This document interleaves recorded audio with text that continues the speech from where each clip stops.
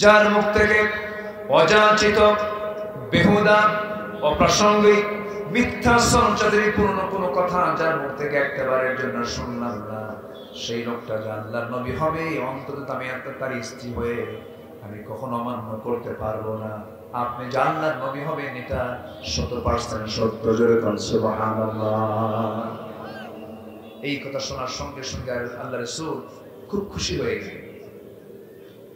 আমার নবী যে হাত চাগায় দিলেন, খাদিজার সঙ্গে সঙ্গে বলেন, সবাই বলেন আশহাদু আল্লা ইলাহা ইল্লাল্লাহু ওয়াহদাহু লা শারীকা লাহু ওয়া আশহাদু আন্না মুহাম্মাদান আবদুহু ওয়া রাসূলুহু। হিদায়াতের মালিক কে? আল্লাহ। হিদায়াতের মালিক কে? আল্লাহ। রাসূল প্রথম দাওয়াত দিয়েছেন বাহিরে না ভিতরে? বাহিরে না ভিতরে? আমরাও ভিতরে দাওয়াত দেব। জোরে বলি ইনশাআল্লাহ। আল্লাহ রাব্বুল আলামিন বলেছেন, ইন্নাল্লাহা ইয়া'মুরুকুম আন তু'আদ্দুল আমানাতি ইলা আহলিহা ওয়া ইযা হাকামতুম বাইনান নাসি আন তাহকুমু বিল আদল ইন্নাল্লাহা নি'মা ইয়া'iদুকুম বিহি। আল্লাহ রাব্বুল আলামিন বলেন, তোমরা তোমাদের আমানতসমূহ যথাযোগ্য স্থানে পৌঁছে দেবে, আমানতের কোনো খেয়ানত করবে না, মিথ্যা কথা বলবে না। মিথ্যা কথা বলা মুনাফিকের কাজ, আমানতের খেয়ানত করা মুনাফিকের কাজ, আর সত্যবাদিতা হলো ঈমানদারের কাজ। আমানত রক্ষা করা হলো ঈমানদারের কাজ। আমানতের খেয়ানত কখনো করবে না। আমার বন্ধুগণ, স্বামীর কাছে বউ একটা আমানত, বউয়ের কাছে স্বামী আরেকটা আমানত। এরকম করে পৃথিবীর সমস্ত কাজের মধ্যে আমানতদারিতা আছে না নাই? আসতে বলবেন না, আছে না নাই? বউ কিন্তু একটা আমানত স্বামীর কাছে। কি আমানত? আমার বউটাকে কোন ক্রমে পর পুরুষকে দেখানো যাবে না। যদি দেখানো হয় তাহলে কি হবে? খেয়ানত হয়ে গেল, সমাজ কলুষিত হয়ে গেল। কিন্তু দেখবেন কিছু কিছু স্বামী আছে বেহায়া, বউ যদি একটু সুন্দর হয়, সেই বউটাকে শুধু নিজে দেখে না, জাতিকে দেখানোর জন্য ব্যাকুল হয়ে যায়। আউযু বিল্লাহি মিনাশ শাইতানির রাজীম। বিসমিল্লাহির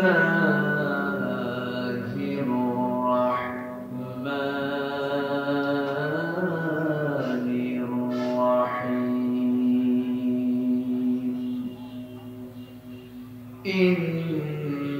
ইন্নাল্লাহা ওয়া মালাইকাতাহু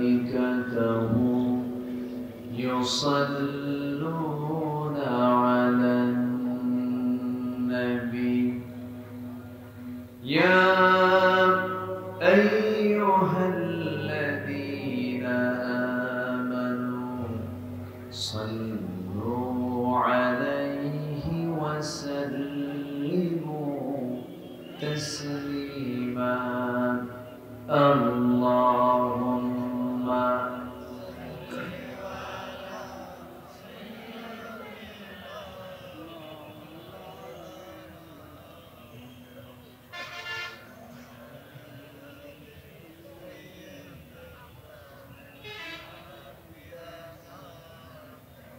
একটু মহব্বত দিয়ে নবীর প্রেমে মাতোয়ারা হয়ে জবান খুলে সবাই বলুন আল্লাহুম্মা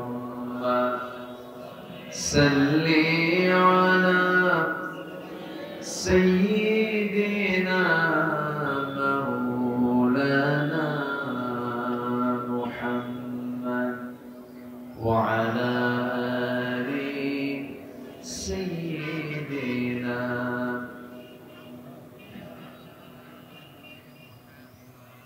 সবাই বলুন বালাগাল উলা বিকামালিহি কাশাফাত তুজা বিজামালিহি হাসানাত জামিউ খিসালিহি সাল্লু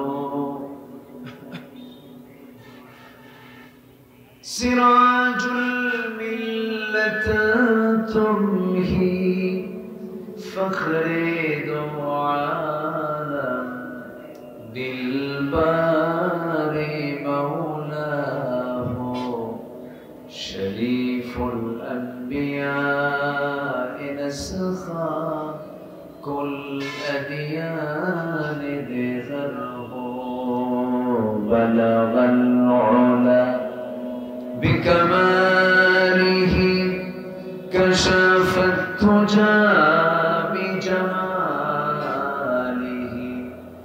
حسنت جميع خصاله سلوا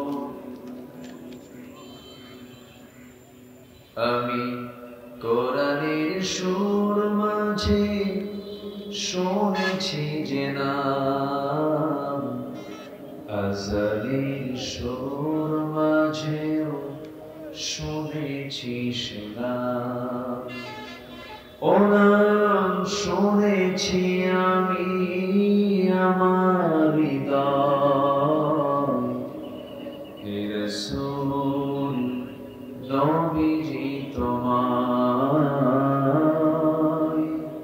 হে রাসূল নবীজি তোমায় বলছি সবাই সাল্লাল্লাহু আলাইহি ওয়াসাল্লাম। মাইক কোথায়? মাইক মাইক কোথায়?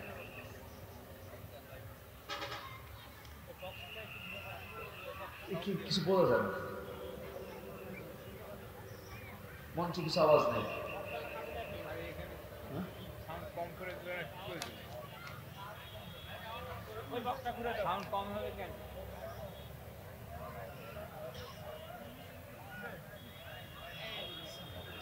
চটকপুর মদিনাতুল উলুম হাফিজ মাদ্রাসা মাহফিল ইন্তেজামিয়া কমিটি কর্তৃক আয়োজিত দ্বিতীয় বার্ষিকী তাফসীরুল কোরআন মাহফিল 2024 চটকপুর মাদ্রাসা মাঠে অনুষ্ঠিত। আজকের এই তাফসীরুল কোরআন মাহফিল 2024 মহৎ আয়োজনের সম্মানিত সুযোগ্য সভাপতি জনাব আলহাজ আজমান হোসেন, প্রধান অতিথি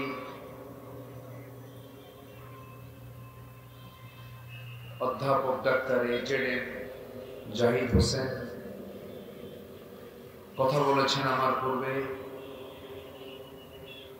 নন্দিত আলেমে দ্বীন মাওলানা বুলবুল আহমদ বাহারি সাহেব, উপস্থিত হাজরাত উলামায়ে কিরাম, ফদলায়ে ইজম, সুশীল সমাজ, জাতির শ্রেষ্ঠ সন্তান শিক্ষক মন্ডলী, জাতির বিবেক সাংবাদিক বৃন্দ, আজকের মাহফিলে উপস্থিত বিশেষ করে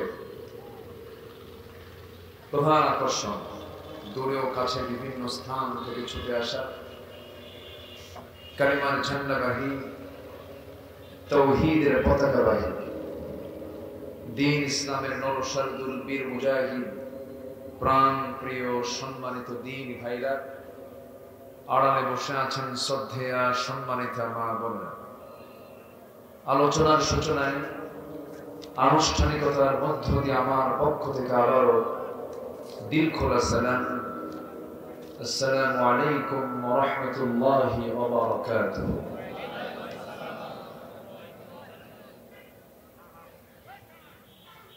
কেমন আছেন সবাই? আমাকেও প্রশ্ন করলেন, আল্লাহ তাআলা তো আপনার সাথে রেখেছেন। যদি অসুস্থ হতাম, হসপিটালে থাকতাম, কোনো বেকারে থাকলে আসতে পারতাম না, আল্লাহ তাআলা আমাকে আপনার মতোই আপনার কাতারেই রেখেছেন। বলি আলহামদুলিল্লাহ। সারাদিন সকর্মের কত ব্যস্ততা, সকল কাজকর্মের ইতি টেনে স্থগিত করে যিনি আমাকে আপনাকে এমন সুন্দর জান্নাতি পরিবেশে এমন সুন্দর জান্নাতের টুকরায় আসার বসার তৌফিক দিলেন। সেই মহান রবের শানে আমরা সবাই বলে উঠছি আলহামদুলিল্লাহ। চিৎকার মেরে বলছি আলহামদুলিল্লাহ। সবাই বলছে আল্লাহুম্মা ইন্নী আসআলুকা আল হুদা ওয়াত তুকা ওয়াল আফাফা ওয়াল গিনা। সবাই বলি আল্লাহুম্মা আইন্নি আলা যিকরিকা ওয়া শুকরিকা ওয়া হুসনি ইবাদাতিকা। আমরা আল্লাহ তাআলা শুকর আদায় করে দিলাম। সম্মানিত হাজিরিন, আমি এসেছি অনেক আগে, একটু আগে উঠলে ভালো হয়, কিন্তু এটা এমন একটা টাইম, মানুষের খাবারের একটা টাইম, নামাজের টাইম, এগুলোকে কাভার করতে গিয়ে আপনারাও একটু বিলম্ব করেছেন প্রয়োজনের কারণে। যাই হোক, আমরা বসতে পেরেছি এমন একটি সুন্দর পরিবেশে, যিনি সুযোগ করে দিয়েছেন, সেই মহান রবের শানে বলে উঠছি আলহামদুলিল্লাহ। আবারও বলছি আলহামদুলিল্লাহ। চিৎকার মেরে বলছি আল্লাহুম্মা ইন্নী আসআলুকা আল হুদা। আল্লাহ কবুল করুন, জোরে বলি আমিন। সম্মানিত ভাইয়েরা, মহান রবের মেহেরবানি, আল্লাহ তাআলা আমাকে আপনাকে সুন্দর একটি অনুকূল পরিবেশ উপহার দিয়েছেন। এই যে মাহফিল আজকে অনুষ্ঠিত হচ্ছে, মাহফিল কমিটির প্রশাসনিক কোনো টেনশন কি মাহফিল কমিটির আছে? এটি কি কোনো ছোটখাটো টেনশন ছিল 16 বছর? অনেক বড়। এই দেশের 18 কোটি মুসলমান অন্তত এই বিষয়টা সবার কাছে সুস্পষ্ট। সিনেমা, নাটক, যাত্রা, থিয়েটার, এগুলোতে কোনো তেমন অনুমতি লাগতো না, কিন্তু মাহফিলে ছিল চরম বাধা। এই আচরণটা আমরা লক্ষ্য করেছি। কামাল ভাই কই যান? আচ্ছা,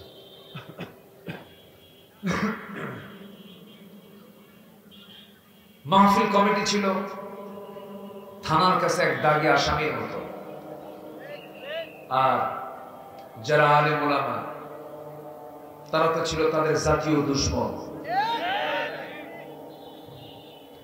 আজকে স্বাধীনতার 53 বছর এই দেশ যারা শাসন করেছেন 53 বছর, এর মধ্যে কি কোনো আলেম সমাজ ছিল? আসতে বলি, আলেম সমাজ ছিল? 25 বছর একটা দল শাসন করেছে, 16 বছর আরেকটি দল শাসন করেছে,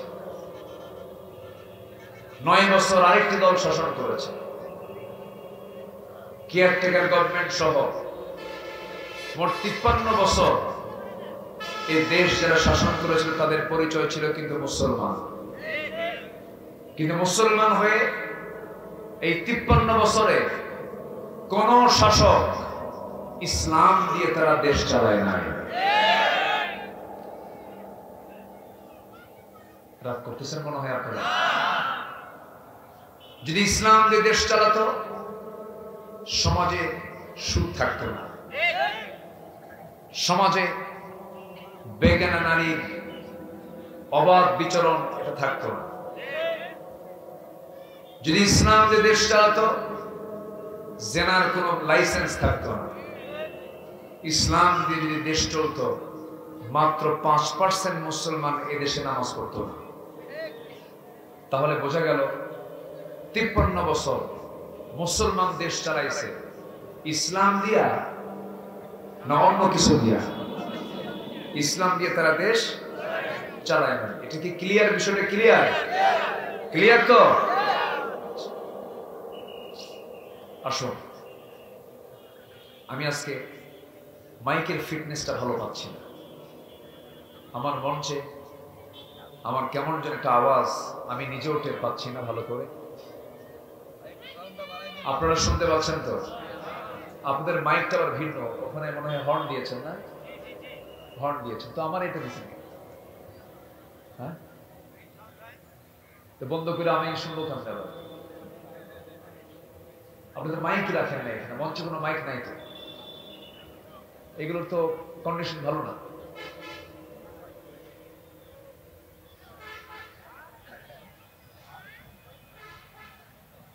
আমার দিকে তাকান। তাহলে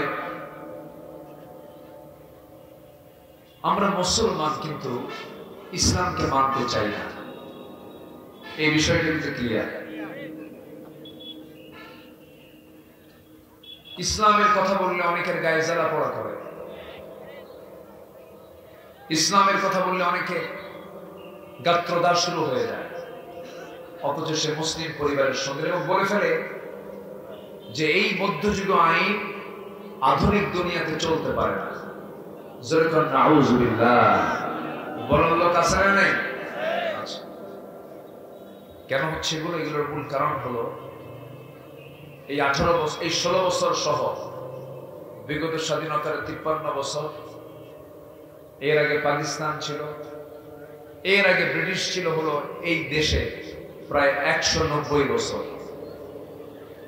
এই প্রায় 250-300 বছর এই দেশে শিক্ষার উপরে যে সিলেবাস ছিল, সেই সিলেবাস ব্রিটিশদের তৈরি করা সিলেবাস, সেই সিলেবাসটা আজও আছে। সিলেবাস কিন্তু এখন নড়চড় হয়নি, ওই সিচুয়েশনই আছে। ব্রিটিশদের তৈরি করা কোন সিলেবাস দিয়ে জাতি কখনো ইসলাম ভালো করে বুঝতে পারবে না। এজন্য সুপরিকল্পিতভাবে তাদের প্ল্যান করে তারা জাতিকে কেমনে কোরআন থেকে দূরে রাখা যায়, তার ষড়যন্ত্রে তারা সম্পূর্ণ সফল হয়েছে। আমরা এগুলোর জালকে আমরা ভাঙতে চাই। এগুলোর সমস্ত জাল যদি আমরা ছিন্ন করতে পারি, ষড়যন্ত্রের এই নিখুঁত যে জাল তারা বিস্তার করেছে, এটাকে নির্মূল না করা পর্যন্ত একটা জাতি কখনো পরিবর্তন করা সম্ভব নয়। সম্মানিত ভাইয়েরা, সম্মানিত বন্ধুগণ, একটু কান লাগাবেন, একটু মনোযোগ দিয়ে কথাগুলো শুনবেন। তবে শুনবো যে কথাগুলো, শুধু শুনবো না আমল করবো? মানে শুনবো না আমল করবো? আমল করবো। আল্লাহ রাব্বুল আলামিন আমলে সন্তুষ্ট শুধু বলে আপনি আমল করবেন না, এটা ইমানদারের বৈশিষ্ট্য নয়। আল্লাহ রাব্বুল আলামিন বলেন, ইয়া আইয়ুহাল্লাযীনা আমানু লিমা তাকুলুনা মা লা তাফআলুন। ইমানদারেরা তোমরা যা বলো তা করো না। আল্লাহ রাব্বুল আলামিন ইমানদারকে এই কথা প্রশ্ন করছেন, তোমরা যা বলো তা করো না কেন? কাবুরা মাকাতান ইনদাল্লাহ। আর এই চরিত্র যার মধ্যে পাওয়া যাবে, এটাই হলো সবচেয়ে বড় মিথ্যা কথা। যা বলবো আমরা তা করে ফেলবো, এটাই হলো ইমানদারের চরিত্র। ইমানদার মুখে যা বলবো অন্তরে তা লালন করবে। মুসলমানদের ঈমান হবে বিশ্বমানের, চরিত্র হবে মুসলমানের বিশ্বমানের, ঈমানটা হবে মজবুত। কিন্তু আমার দেশের ঈমানদারদের ঈমান এমন, নাম শুধু ঈমান আলী, কিন্তু নামাজ নাই। আছে কিনা বলেন? নাম কি? ঈমান আলী। নাম হলো রমজান আলী, রমজান মাসে দিনের বেলা ভাত খায়। নাম হলো ফজর আলী, ঘুম থেকে উঠে সকাল 10টার দিকে নাম রাখছে কি বলে? ফজর আলী। নাম হলো হিম্মত আলী, সাইকেলের চাকা 5 সিট হয়ে পড়ে। নাম হলো আতর আলী, পকেটে গাজার গন্ধ। নাম হলো বাদশা মিয়া, ভিক্ষা করে। নাম হলো খোকা মিয়া, বয়স হলো 80 বছর। নাম দিয়ে তো কোনো কাজ হবে না।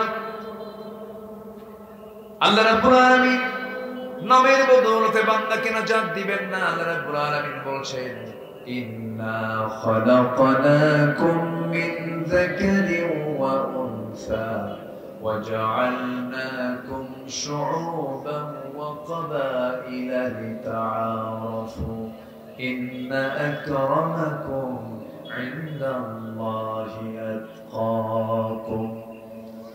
আমি তোমাদেরকে এক নর এবং নারী থেকে সৃজন করেছি, বিভিন্ন ভাষা দিয়েছি, গোত্র গোত্রে ভাগ করে দিয়েছি যেন তোমরা একে অপরকে চিনতে পারো। তবে তোমাদের মধ্যে ওই সমস্ত বান্দাগুলো আমাকে সবচাইতে বেশি ভয় করে, যে সমস্ত বান্দা ওই আমার কাছে সবচাইতে বেশি সম্মানিত, আমার কাছে সবচাইতে বেশি দামি সম্মানিত যে সমস্ত বান্দাগুলো আমি আল্লাহ আমাকে সবচাইতে বেশি ভয় করে। যদি বলি সুবহানাল্লাহ। বংশগত কৌলিন্য দিয়ে, চেহারার সৌন্দর্য দিয়ে আর টাকার গরম দেখায়া আল্লাহর কাছে সম্মান পাওয়া যাবে না। আল্লাহর কাছে সম্মান পেতে হলে আল্লাহর সামনে হাজির হতে হবে তাকওয়া নিয়ে। কি না বলেন তো? তাকওয়া নিয়ে হাজির হতে হবে। মুসলমানদের মিনিমাম কিছু চারিত্রিক গুণ থাকতে হবে, যে গুণগুলো না থাকলে পরে মুসলমান তার ঈমান টিকে রাখতে পারবে না এবং সেই জান্নাতের গন্ধ পাবে না।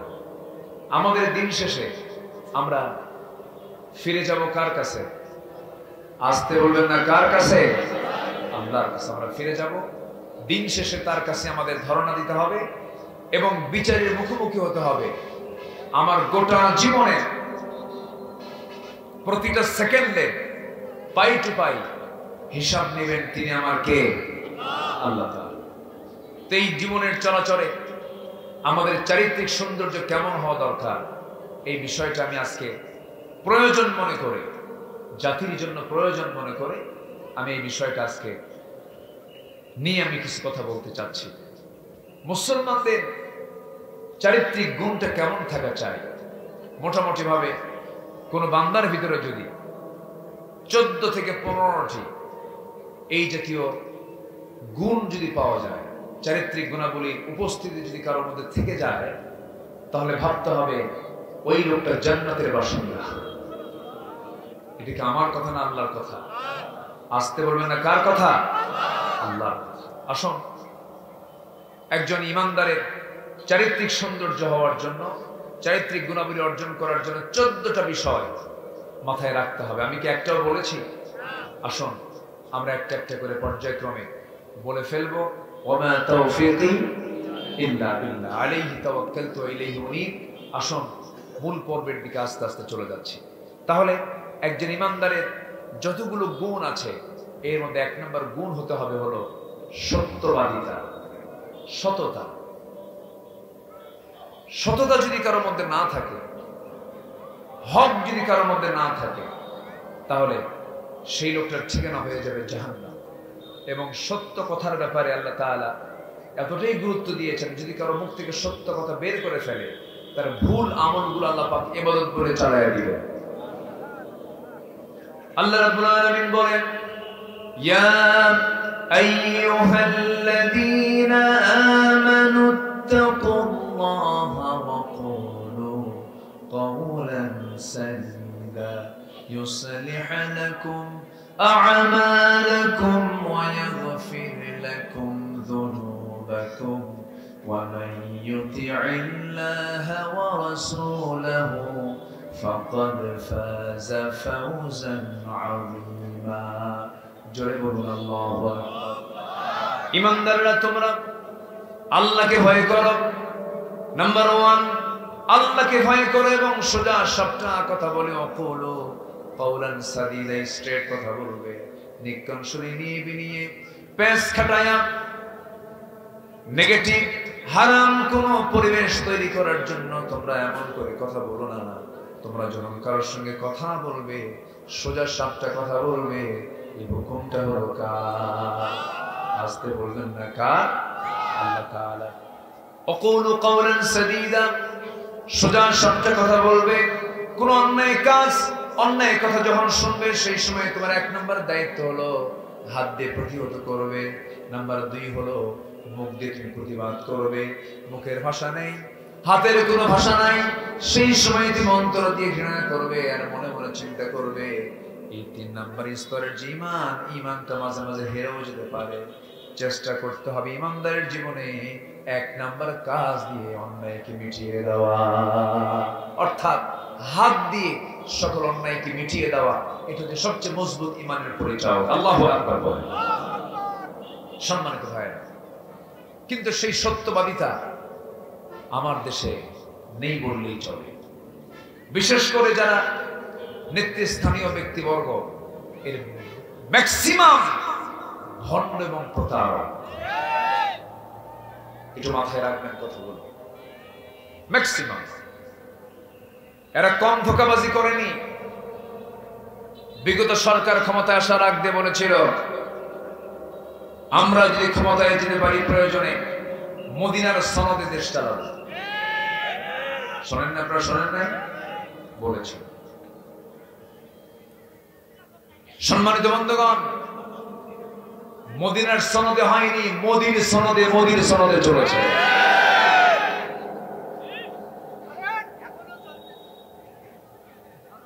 আমাকে কথা বলতে দিবেন তো নাকি? কোন সমস্যা নাই তো?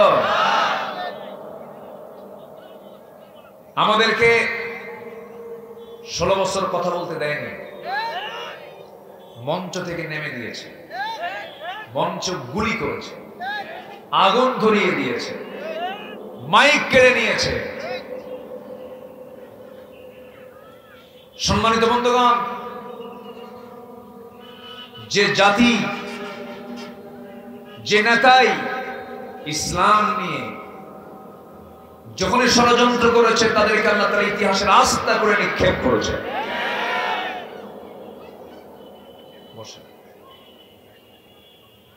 ফেরাউন কে না জানেন কথাগুলো? ফেরাউন কি বলার আগেও জানতো যে এই পানিতে আমাকে চুবায় মরতে হবে? জানতো না, কিন্তু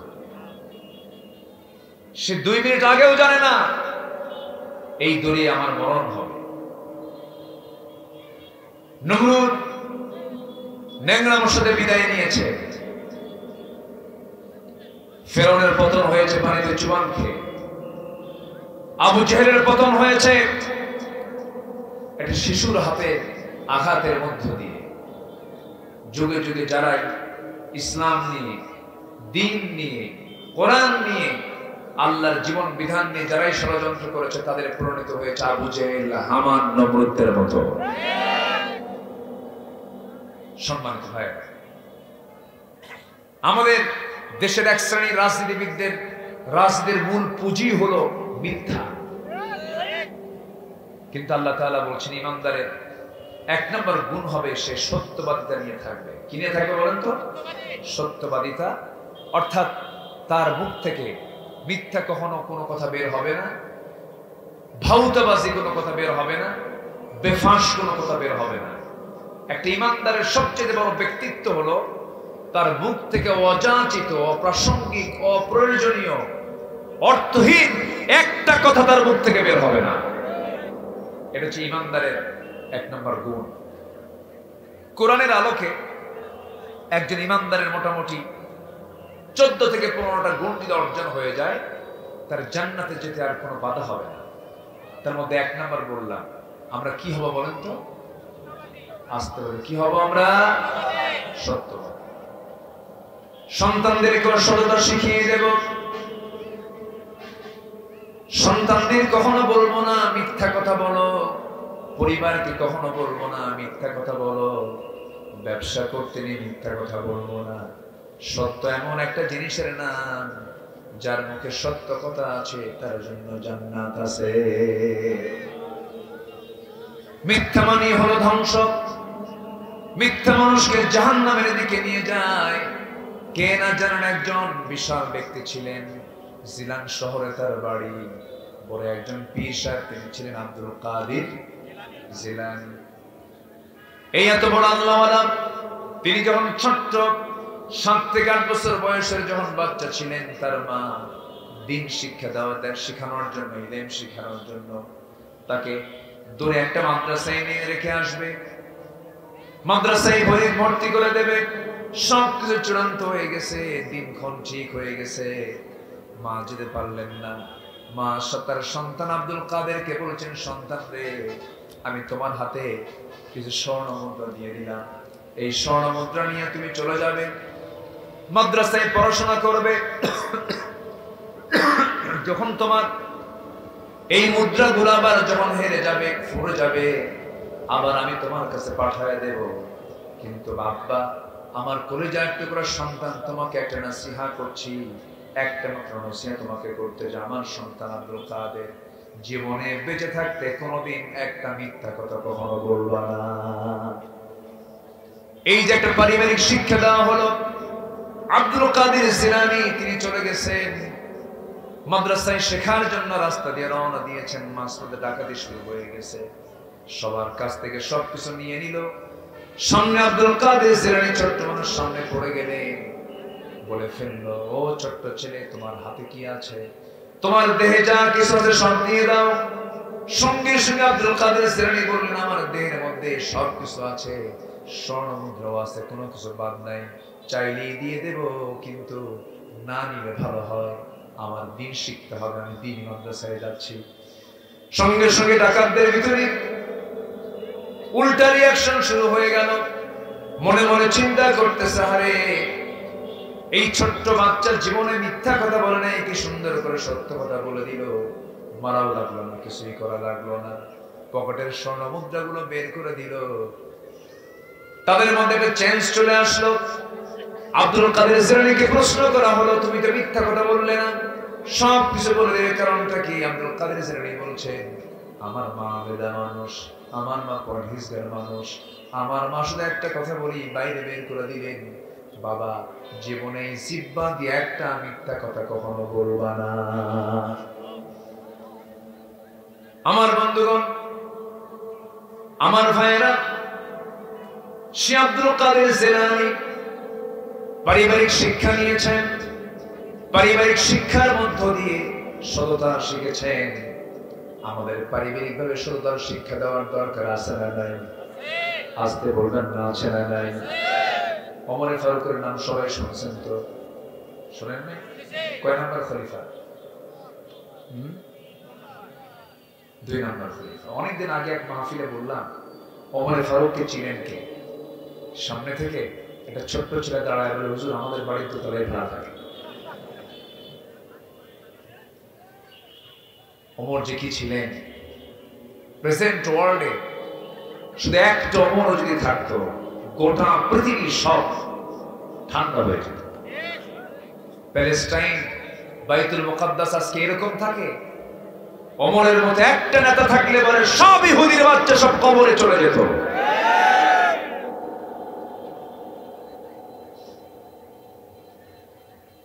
আব্দুল কাদের জিলানীর এই সততা দেখে ডাকাতি ছেড়ে, ডাকাতিরা কি করলো? ডাকাতি ছেড়ে।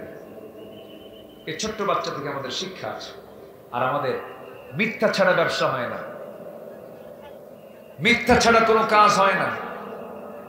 যে নবীর জীবনে সারা জীবনে একটা মিথ্যা কথা নাই, আর তার উম্মতরা প্রত্যেকদিন উঠতে বসতে মিথ্যা কথা। আমি কি ভুল বলছি? ওমরে ফারুকের সময় তিনি তো আবার রাতের বেলা ঘুমাতেন না, তিনি শাসক ছিলেন না, তিনি ছিলেন খাদেম। তিনি কি ছিলেন? খান। সাইয়েদনা ওমর ফারুক রাদিয়াল্লাহু তাআলা আনহু একদিন রাতের বেলা বাড়ি থেকে বের হয়ে গেলেন। বউকে বললেন, আমি একটু বাইরে যাচ্ছি, আমার প্রতিবেশীর চিত্রগুলো দেখে আসি।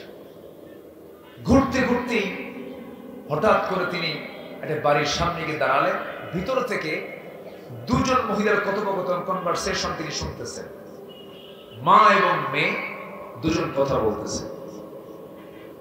মা বলতেছে মেয়েকে, মা শোনো, আমরা গরিব মানুষ, আগামীকাল কি বাজার করব সেই টাকাটাও নাই, মুদ্রাটাও না। এই উটের দুধ আমরা পেয়েছি, এই উটের দুধগুলো বিক্রি করলেও টাকা দিয়ে বাজার হবে না। এই উটের দুধটা আমরা করবো কি? এটা বেশি পরিমাণ করার জন্য আমার মেয়ে, তুমি কিছু পানি নিয়ে আসো, পানিটা দুধের মধ্যে ঢেলে দাও, দুধের পরিমাণ বেশি হবে, দাম বেশি হবে, বিক্রি করা যাবে। এরকম চরিত্র আজকের দুনিয়াতেও আছে না নাই? হ্যাঁ আছে কিনা বলেন? কি কাটারি ভোগ নাকি? এই দিনাজপুরের চাল বিখ্যাত না, কাটারি ভোগ। এর মধ্যে পাথর ঢুকায়, ওজন বাড়ায় দেয়। আবার কাটারি ভোগ চালের মধ্যে আরেক চাউল ঢুকায় দেয়। আছে কিনা বলেন? আছে কিনা? এগুলো কি সততা না মিথ্যা? এটা কি ইমানদারের চরিত্র না মুনাফিকদের চরিত্র? মুনাফিকদের চরিত্র। আমার বন্ধুগণ, ওমর ফারুক রাদিয়াল্লাহু তাআলা আনহু মা মেয়ের এই কথোপকথন শুনতেছিলেন। এবার মেয়ে মায়ের জবাবে বলতেছে, মা তুমি রাতের বেলা গভীর রাত্রে আমাকে পানি দিতে বলতেছো, কিন্তু তুমি কি জানো এই পানি দিলে পরে এই এলাকার একটা শাসন আছে, জানলে কিন্তু খবর আছে।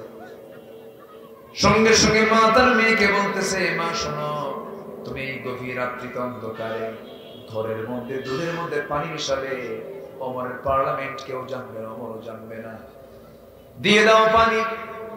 এবার মেয়ে বলতেছে, মা খলিফাতুল মুসলিমিন ওমর ফারুক নয় দেখলেন না, কিন্তু আমি যে পানিতে দুধের মধ্যে পানি মেশাবো পৃথিবীর কেউ না জানলেও আমার আল্লাহ তাআলার প্রশাসন তা জেনে যায়। ওয়ায়ালামু খাইনাতাল আ'য়ুনি ওয়া মা তুখফিস সুদূর। তোমার চক্ষু কি খেয়ানত করে, তোমার অন্তরে তুমি কি দানা বেঁধে রেখেছো, কি চিন্তা করছো, কেউ না জানলেও জানার জন্য তিনি আছেন, তিনি আমার কে? আল্লাহ তাআলা। আমার বন্ধুগণ, মেয়ে যখন এই কথা বললো, মা আমার দ্বারা সম্ভব নয়, দুধের মধ্যে পানি মিশাবো এই চরিত্র আমার মধ্যে নিয়ে এসে যাবে না, কারণ ইমানদার এমনটা করতে পারে না। এই মা মেয়ের কথাগুলো শুনে ওমর ফারুকের চোখের পানি পড়তে লাগলো। কাঁদতে কাঁদতে আর ওই পরিবারকে না ডাক দিয়ে সোজা নিজের পরিবারে চলে গেছেন। নামাজ পড়লেন, নামাজ শেষে বউটাকে ডাক দিয়ে বলছে, বৌমা, বউ আমার শোনো, তোমার ছেলের বৌমা খুঁজে পেয়েছি। গত রাত্রে গিয়েছিলাম এক বাসায়, একটা মেয়ে তার মার সঙ্গে ইমানের পরিচয় দিয়ে যে কথাগুলো বলেছে আমার দারুণ লেগেছে। আমার ছেলেকে অন্য কোথাও বিয়ে করাবো না, আমার ছেলেকে আমার পছন্দ করা সেই মেয়ের সঙ্গে বিয়ে দেব। সুবহানাল্লাহ বলবেন না? ধনী পরিবার না দুধ বেচা পরিবার? আস্তে কর। ধনী পরিবার না দুধ বেচা পরিবার? দুধ বেচে পরিবারে যাচ্ছেন অর্ধ দুনিয়ার শাসনকর্তা,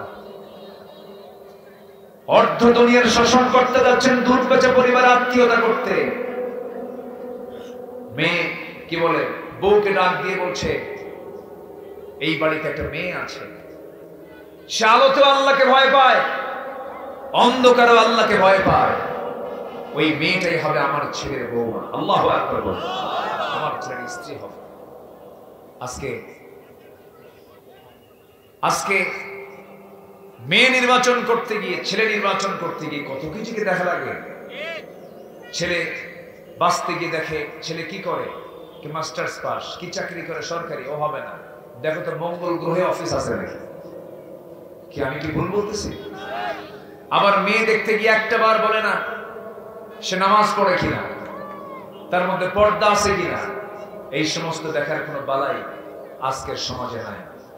সম্মানিত ভাইয়েরা, সময় এসেছে আমাদের যুবকরা, তোমরা যেমন আন্দোলন করে আন্দোলনের চূড়ান্ত রূপরেখা তৈরি করে 5 আগস্ট বিকাল বেলা যেমন জুলুম শাহীকে গণভবন ঘেরাও করে 45 মিনিট টাইম দিয়েছিলে, সেই যুবকদেরকে আমি জানান দিতে চাই, তোমার গ্রামকে নিয়ে তুমি টার্গেট করো। তোমার গ্রামের কোন পরিবারের কোন মেয়ে অর্ধলগ্ন আপত্তিকর পোশাক পরে বাইরে বের হয়ে পরিবেশটাকে নষ্ট করতে চায়?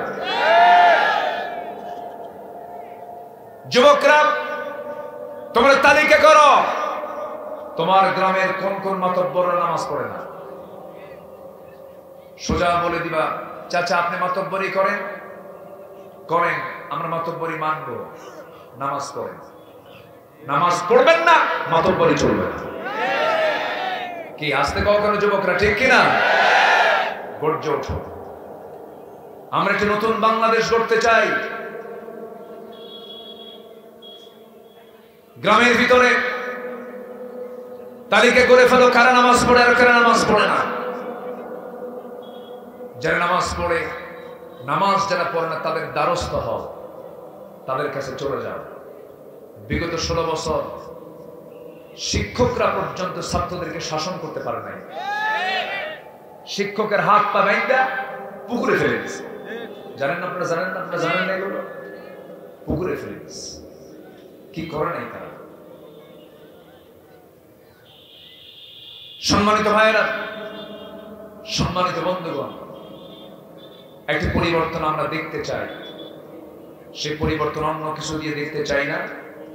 আমরা দেখতে চাই হলো সব দেখা শেষ, আগামীর দেশ হবে কোরআনের দেশ। রাজি আছেন কারা কারা? আবারও হাত তুলে দেখান দেখি মুসলমান।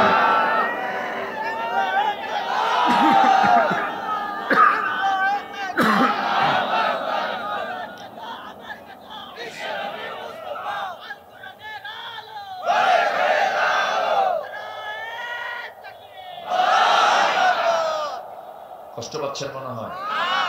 কষ্ট দিচ্ছি না তো? কোরআন কি কারো ব্যক্তি? কোরআন কি নির্দিষ্ট কোনো দলের? কোরআনটা কার? আসতে বলবেন না কার? কোরআন যে চায় সে আমার লোক, আর কোরআন যে না চায় সে আমার বাপ হলো আমার লোক না। সোজা কথা। ইন্নাহু লাইসা মিন আহলিক। নূহ আলাইহিস সালাতু ওয়াস সালামের ছেলে কাফের, কেনান, সে আহলের কেউ না। ইব্রাহিম আলাইহিস সালাতু ওয়াস সালামের ছেলে বাবা আজর, বাপ কেউ না। নূহ আলাইহিস সালাতু ওয়াস সালামের স্ত্রী কাফেরা, কেউ না। লূত আলাইহিস সালামের স্ত্রী কাফেরা, কেউ না। ঈমান আছে, সম্পর্ক আছে, ঈমান নাই, সম্পর্ক নাই। এটাই ইসলাম। এটা কি বলেন তো? ইসলাম। আমার বন্ধুগণ, 15টা চারিত্রিক গুণ আমরা শিখে যাব আজকে। নাম্বার 1 শিখে নিলাম, সত্যবাদিতা নিয়ে আমরা চলবো। ইয়া আইয়ুহাল্লাযীনা আমানু ইত্তাকুল্লাহা ওয়া কুলু কাওলান সাদীদা। জোরে বলুন আল্লাহু আকবার। নাম্বার 2 হলো আমানতদারিতা, আমানত। নাম্বার 2 কি? আমানত। রাষ্ট্র একটা কি? আস্তে কর। রাষ্ট্র একটা কি? ভোট একটা কি?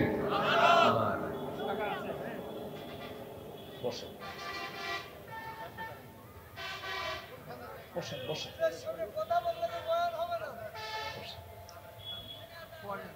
জি বসেন। রাষ্ট্র একটা আমানত, ভোট একটা আমানত। আপনি ভোটটাকে দিবেন, সে যদি পরহেজগার হয়, এটা আপনার জন্য হবে বিশাল বড় নাজাতের কারণ। আর আপনি যাকে ভোট দিচ্ছেন সে যদি গাঁজালু হয়, সে যদি চোর হয়, সে যদি সালমান এফ রহমান মার্কা যদি নেতা হয়। সালমান এফ রহমানের নাম শুনছেন তো সবাই? শোনেন নাই? বাঁচার জন্য কি কাটছে জানেন? দাড়ি কাটলো, মাথার সাদা চুল কালো বানালো, পাঞ্জাবি খুইলা গেঞ্জি পরলো, পাজামা খুলে লুঙ্গি পরলো, যেন তাকে কেউ না চিনতে পারে, পালাতে যেন পারে। লক্ষ লক্ষ কোটি টাকার মালিক, লাভ তো কিছুই হলো না। বন্ধু একখান সাথে নিয়ে রওনা দিল, নৌকায় চড়ছে, ধরা খাইছে, কোস্টগার্ড ধরে ফেলছে। ধরে ফেলে বলছে, স্যার চলেন। আইনমন্ত্রী বলে, আমি তো একা আসি না, আমি তো জামাতের সাথে আসছি। আরেকজন আছে, যাও ওরে নিয়ে আসো। কে ওটা? চেনা যায় না তো, মাথার চুল করে ভালো করে দেখো। কেউ তরকারি বিক্রেতা মনে হচ্ছে যে, ভালো করে দেখো, ওটাই দরবেশ।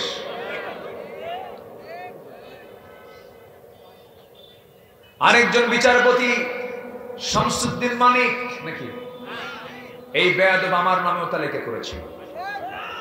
116 জন আলেমের তালিকা করে তার মধ্যে আমার নামটা ঢুকিয়েছিল।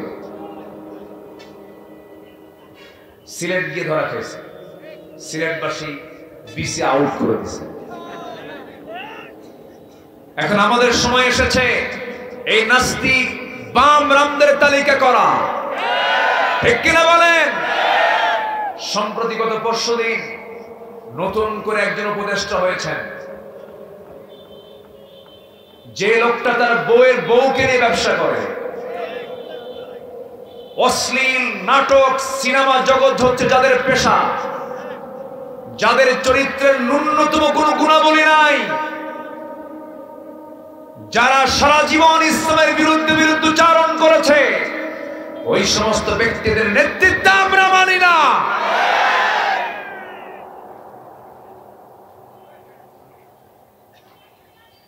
ছাত্র বৈষম্য বিরোধী আন্দোলনে রক্তের সঙ্গে এগুলো বেঈমানি হচ্ছে। খেয়াল করুন, সতর্ক করুন, সজাগ হন। আমাদের ফিরে আসার, পিছপা হওয়ার আর কোনো সুযোগ নাই। আমাকে ঘুরে দাঁড়াতেই হবে। সাম্যের বিজয় হতে হবে, ইসলামের বিজয়। জোরে বলে ইনশাআল্লাহ। এখনো চোররা আছে না নাই? এখনো চোররা আছে না নাই? পাহারা দিতে হবে। আমরা আমানতদারিতা ঠিক রাখবো। জোরে বলি ইনশাআল্লাহ। মা, আপনাকেও আগে আসতে হবে। ইসলামের প্রথম পতাকা তোলে আবদ্ধ হয়েছেন কোন পুরুষ না। ইসলামের প্রথম পতাকা তোলে আবদ্ধ হয়েছেন একজন নারী, তার নাম হচ্ছে খাদিজা। জোরে বলি সুবহানাল্লাহ। তার প্রথম ইসলাম কবুল করেছে পুরুষ না নারী? নারী কি পিছিয়ে না এগিয়ে? মার্কেটেও পুরুষ মহিলা বেশি, মাহফিলেও মহিলা বেশি, কোনো পিছায় নাই, সব জায়গায় এগিয়ে আছে। হ্যাঁ হ্যাঁ, সম্মানিত ভাইয়েরা, ইসলাম প্রথম গ্রহণ করেছেন একজন নারী। আবার হারামের ভিতরে, কাবার চত্বরে যিনি বাসিন্দা, একমাত্র একজন বাসিন্দা ছিলেন হারামের ভিতরে, তিনি একজন নারী, ইসমাইলের মা। বলেন তো কে? বলেন বলেন বলেন। মহিলার নাম কি? বলেন। হাজেরা আলাইহিস সালাতু ওয়াস সালাম। খুব সুন্দর, আপনারা সচেতন, বলি আলহামদুলিল্লাহ। আবার ইসলামের জন্য প্রথম রক্ত যিনি ছড়িয়েছেন, এটাও একজন মহিলা। সুবহানাল্লাহ বলবেন না? তাহলে ইসলামী নারীদের অবদান আছে না নাই? আসতে বলবেন না, আছে না নাই? আমার নবীজি দ্বীনের দাওয়াত নিয়ে জাবালে নূর থেকে বের হয়ে আমার নবীজি সর্বপ্রথম ঘরের মধ্যে ঢুকলেন। ঢুকে বলছেন, জাম্মিলুনি জাম্মিলুনি খাদিজা, লাকাদ খাশিতু আলা নাফসি, আমি আমার জীবনের শঙ্কিত হচ্ছি, মনে হয় বাঁচবো না, মরে যাব। ওরে খাদিজা, আমাকে বস্ত্র আচ্ছাদন করে দাও। বস্ত্র আচ্ছাদন করে দেওয়া হলো।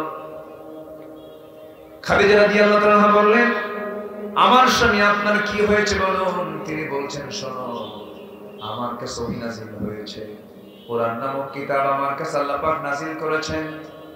আমি আল্লাহর নবী, আজ 15 বছর তোমার সঙ্গে আমার পরিচয়টা একরকম ছিল, আজকে ভিন্ন রকম। আমি আল্লাহর নবী, তোমার কি বিশ্বাস হয় নাকি খাদিজা? খাদিজা কেঁদে কেঁদে বলছেন, আমার স্বামীও 15 বছর ধরে দাম্পত্যময় জীবন কাটালাম যার সাথে, যার মুখ থেকে অযাচিত, বেহুদা, অপ্রাসঙ্গিক, মিথ্যা সঞ্চারিপূর্ণ কোনো কথা যার মুখ থেকে একেবারের জন্য শুনলাম না, সেই লোকটা যে আল্লাহর নবী হবে, অন্তত আমি তার স্ত্রী হয়ে আমি কখনো অমান্য করতে পারবো না। আপনি যে আল্লাহর নবী হবেন, এটা 100% সত্য। জোরে বলুন সুবহানাল্লাহ। এই কথা শোনার সঙ্গে সঙ্গে আল্লাহ রাসূল খুব খুশি হয়ে গেলেন।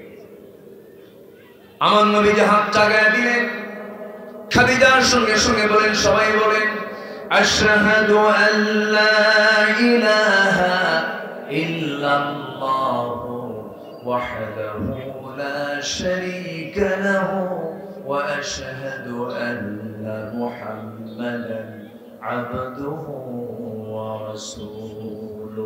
হিদায়াতের মালিক কে? আল্লাহ। হিদায়াতের মালিক কে? আল্লাহ। রাসূল প্রথম দাওয়াত দিয়েছেন বাহিরে না ভিতরে? বাহিরে না ভিতরে? আমরাও ভিতরে দাওয়াত দেব। জোরে বলি ইনশাআল্লাহ। আল্লাহ রাব্বুল আলামিন বলেছেন, ইন্নাল্লাহা يأمركم أن تؤدوا الأمانات إلى أهلها وإذا حكمتم بين الناس أن تحكموا بالعدل إن الله نعم ما يعظكم به আল্লাহ রাব্বুল আলামিন বলেন তোমরা তোমাদের আমানতসমূহ যথাযোগ্য স্থানে পৌঁছে দেবে আমানতের কোনো খেয়ানত করবে না মিথ্যা কথা বলবে না মিথ্যা কথা বলা মুনাফিকের কাজ আমানতের খেয়ানত করা মুনাফিকের কাজ আর সত্যবাদিতা হলো ঈমানদারের কাজ আমানত রক্ষা করা হলো ঈমানদারের কাজ আমানতের খেয়ানত কখনো করবে না আমার বন্ধুগণ স্বামীর কাছে বউ একটা আমানত বউয়ের কাছে স্বামী আরেকটা আমানত এরকম করে পৃথিবীর সমস্ত কাজের মধ্যে আমানতদারিতা আছে না নাই আসতে বলবেন না আছে না নাই বউ কিন্তু একটা আমানত স্বামীর কাছে কি আমানত আমার বউটাকে কোন ক্রমে পর পুরুষকে দেখানো যাবে যদি দেখানো হয় তাহলে কি হবে খেয়ানত হয়ে গেল সমাজ কলুষিত হয়ে গেল কিন্তু দেখবেন কিছু কিছু স্বামী আছে বেহায়া বউ যদি একটু সুন্দর হয় সেই বউটাকে শুধু নিজে দেখে না জাতিকে দেখানোর জন্য ব্যাকুল হয়ে যায় আছে কিনা পরিবেশটা নোংরা করে দেখানোর জন্য হোন্ডায় তোলে আধুনিক হোন্ডা গুলো তো মোটামুটি মানে পিছনের যে প্যাসেঞ্জার সিট এর 3 তলা উঁচা আর ড্রাইভিং সিট হলো আন্ডারগ্রাউন্ডে স্বামী বসে থাকে হোন্ডা চালায় আর বউকে 3 তলায় উঠায় অর্ধনগ্ন পোশাক পরায় ঘোড়াঘাটের মোড় থেকে শুরু করে নিয়ে চলে গেল এক টানে ফুলবাড়ি পর্যন্ত আর হুন্ডার আওয়াজ যদি কারো কানে না যায় তাহলে তার দেখতে পাবে না হুন্ডার আওয়াজটা বৃদ্ধি করা যায় কেমনে যেদিক দিয়ে ধোঁয়া বের হয় পাইপ আউট এবার সাউন্ড হবে হেলিকপ্টারের মতো কিসের মতো হেলিকপ্টার চললো টান দিল এক টানে চলে গেল ফুলবাড়ি সন্ধ্যা হলো নদীর পাড়ে গিয়ে বউটার একটা ছবি অর্ধলগ্ন ছবি লাল শাড়ি লাল লিপস্টিক কপালে একটা লাল টিপ লাগায়া চুল টুল ছেড়ে দিয়া পেট পিট দেখায় দিয়া গালে মুখে আটা ময়দা লাগায় দিয়া 16 Pro Max আইফোন দিয়া এটা ছবি তুলে ফেসবুকে আপলোড দিয়ে বুঝায় দিল লিখলো প্রিয় ভাইরা আসুন আমার বউটাকে সবাই জামাতের সাথে দেখি বউটা কি পাবলিক না পার্সোনাল তাহলে এই যে আচরণগুলো করে এটা কি আমানত রক্ষা না আমানতের খেয়ানত আমানতের খেয়ানত আমি রাষ্ট্রপতি হয়েছি রাষ্ট্র আমার কাছে একটা আমানত জনগণ আমার কাছে একটা আমানত এই দৃশ্য আমরা 16 বছর পাইনি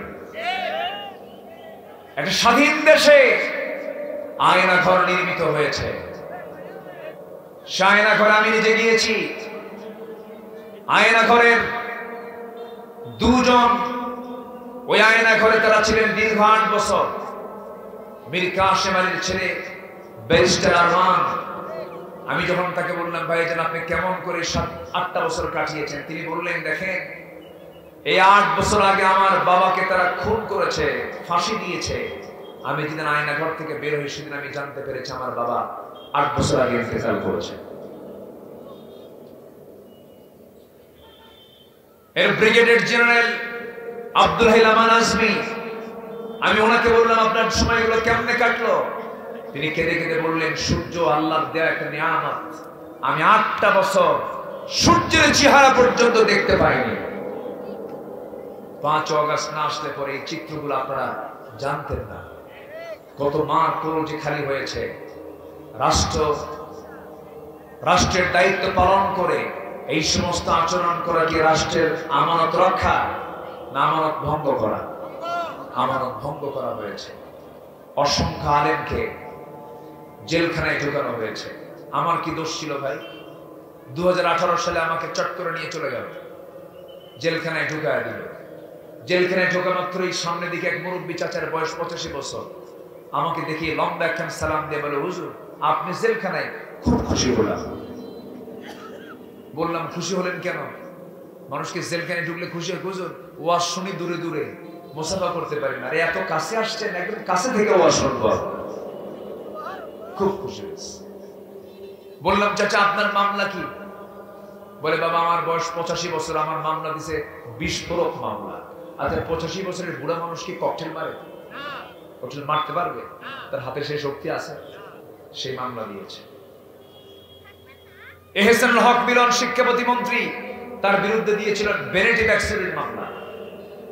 মামুনুল হকের বিরুদ্ধে দিয়েছিল গরু চুরির মামলা। আল্লামা সাঈদীর মতো মানুষকে ধর্ষক বানিয়ে ছেড়েছে তারা। একটা সুস্থ মানুষকে জেলখানা থেকে জোর করে বের করে অসুস্থের বাহানা তুলে কারাগার থেকে জেলখানায় জোরপূর্বক নিয়ে পরিবারের সঙ্গে দেখা করতে না দিয়ে একদম ঠান্ডা মাথায় পয়জনিং করে বিষ প্রয়োগ করে তাকে হত্যা করা হয়েছে। তাফসীর মাহফিলের প্ল্যাটফর্ম থেকে জানাতে চাই, যদি সবকিছুর বিচার হয়, সবার আগে এই দেশের কিংবদন্তি আল্লামা সাঈদীকে যারা হত্যা করেছে তাদের হত্যার আমরা বিচার চাই। রাজি আছেন কারা কারা? হাত উঁচু করে দেখান মুসলমান।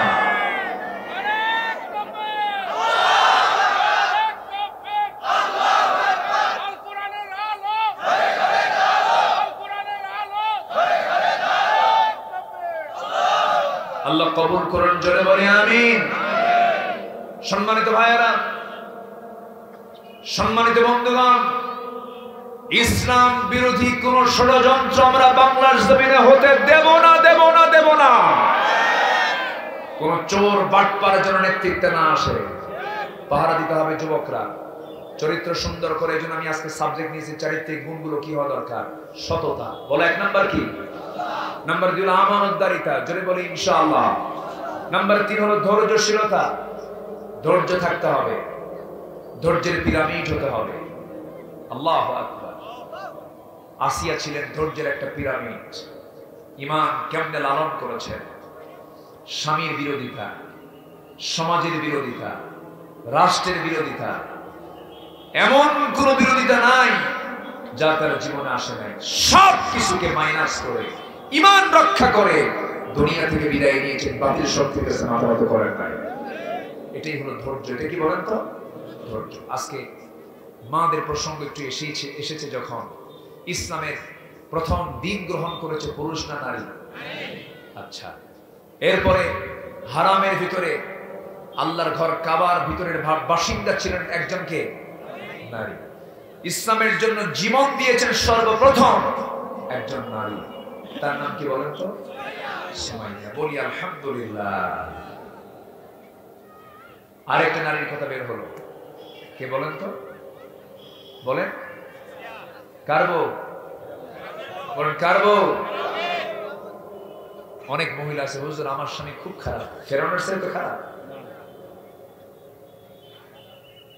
আমার বন্ধুগণ, ধৈর্যশীলতা কাকে বলে দেখেন।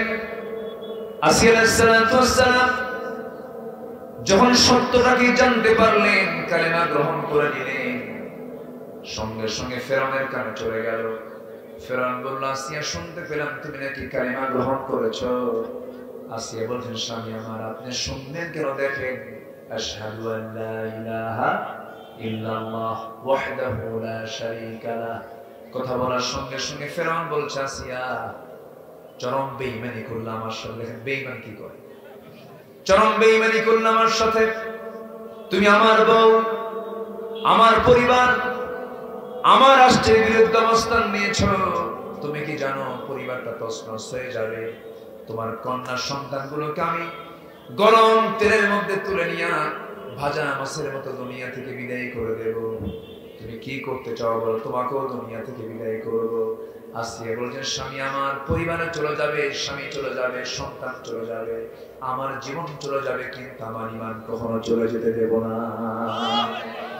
কি ধৈর্য। শেষ পর্যন্ত কি হলো সবার কম বেশি জানা আছে।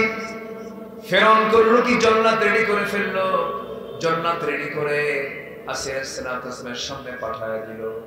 আসিয়াকে যখন বলো হলো, আসিয়া রে এখনো সময় আছে, তুমি কি করবে বলো। তুমি একজন রাষ্ট্রপতির বউ, ফার্স্ট লেডি অফ ইজিপ্ট, এই মিশরের তুমি একজন ফার্স্ট লেডি, প্রথম একজন তুমি নারী। তোমার দামটা ফেরানোর পরে তুমি এই সমস্ত লোকগুলো কেমনে তুমি ছেড়ে দিয়ে তুমি দিন গ্রহণ করলা। আসিয়া বলছেন, শোনো, তোমরা আমাকে যেভাবে প্রস্তাব দাও না কেন, দুনিয়ার সবকিছু ছাড়বো, কিন্তু আমি ইমান কখনো ছাড়বো না। সব ছেড়ে দেবো, আমি ইমান ছাড়তে পারবো না।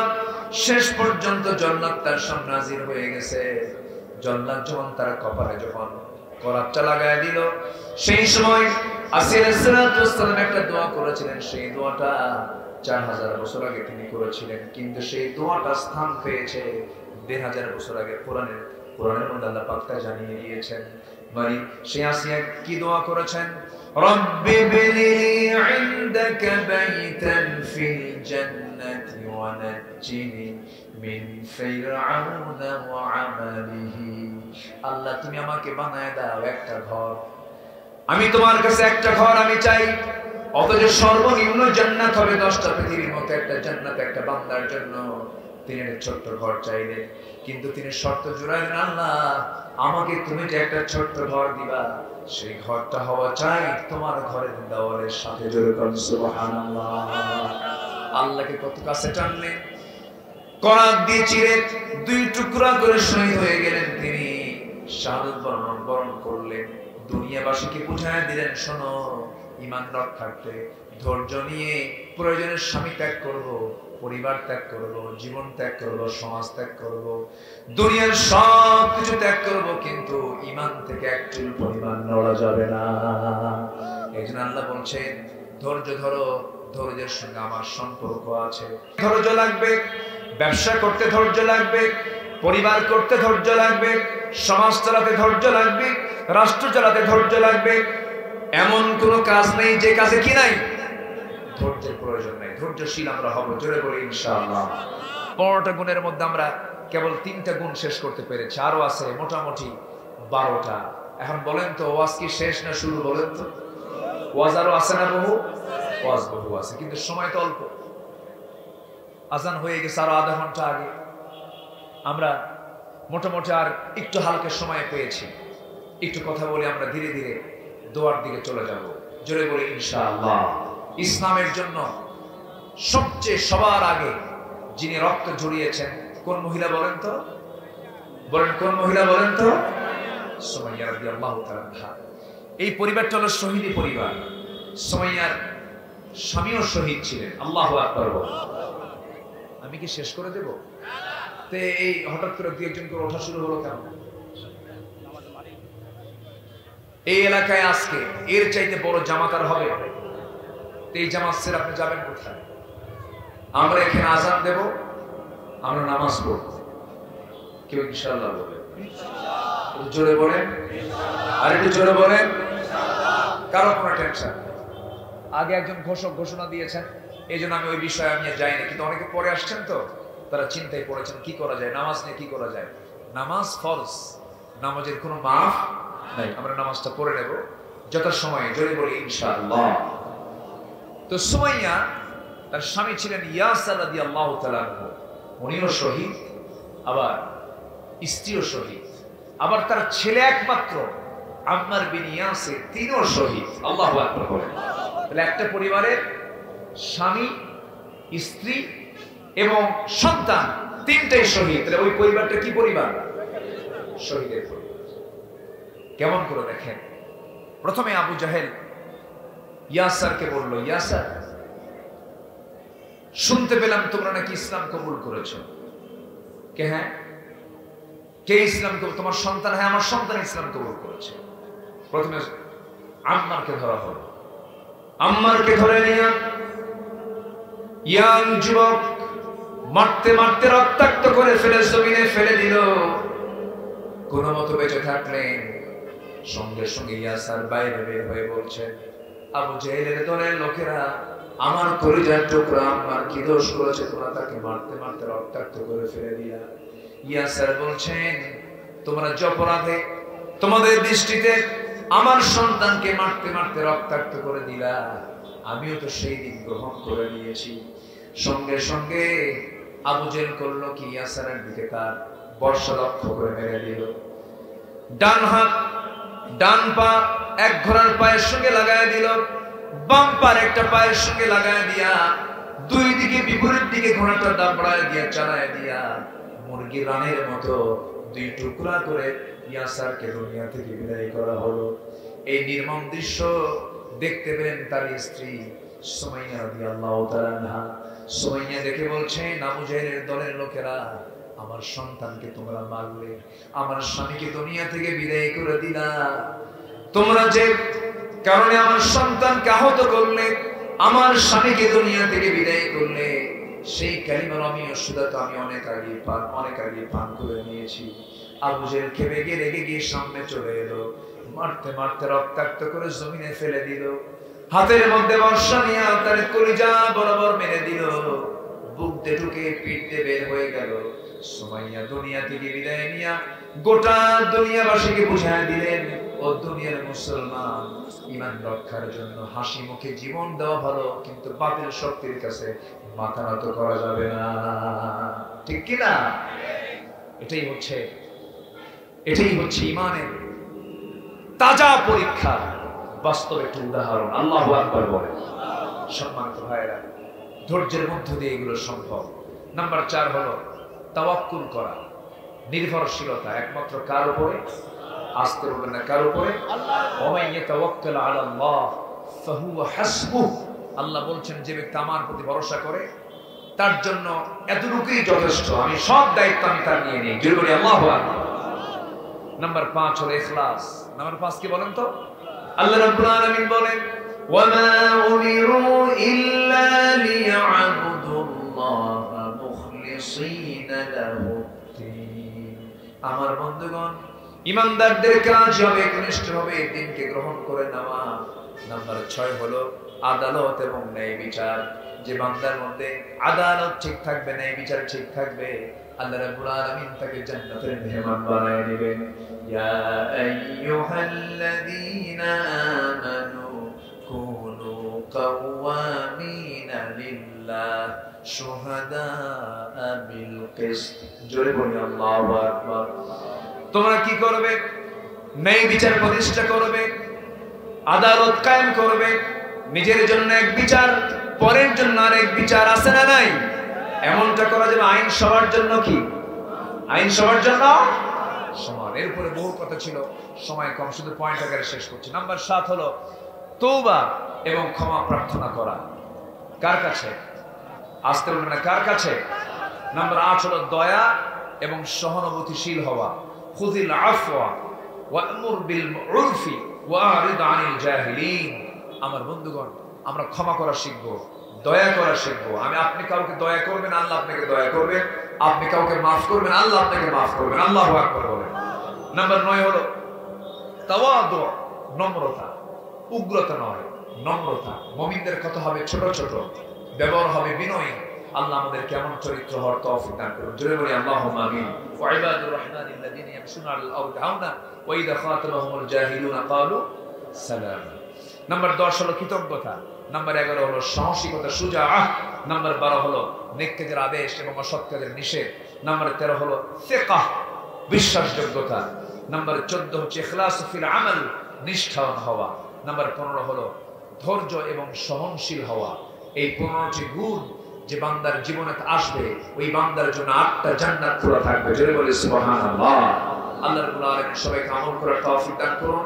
আসর নামাজ পড়বেন কারা কারা? একটু হাত তুলে দেখেন তো। আসর নামাজ, মাগরিব পড়বেন কারা কারা? মাগরিব, এশা পড়বেন কারা কারা? দেখি, বলুন ইয়া আল্লাহ, আমাদেরকে ফজর, জোহর, আসর, মাগরিব, এশা 5 ওয়াক্ত সালাত আদায় করার তৌফিক তুমি আল্লাহ দিয়ে দাও। জোরে বলি আমিন। আরো জোরে আমিন, আরো জোরে আমিন।